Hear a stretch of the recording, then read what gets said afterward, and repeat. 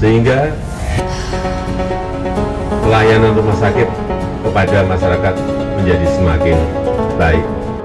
Syederalun sebelumnya dikutip dari laman Twitter Presiden Joko Widodo perihal banyak warga negara Indonesia yang berobat ke luar negeri sehingga negara kehilangan devisa 165 triliun rupiah. Rupanya menggelitik salah satu komika Indonesia Kiki Saputri.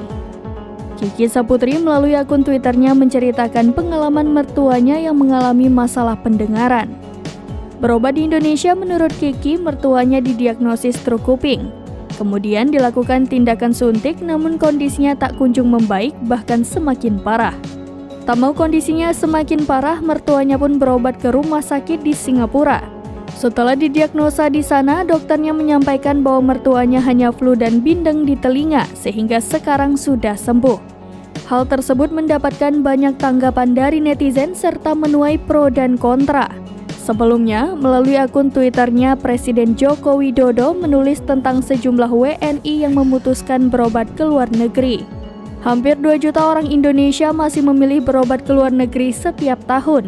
Kurang lebih 1 juta ke Malaysia, 750.000 ke Singapura, dan sisanya ke Jepang, Amerika, Jerman, dan lainnya.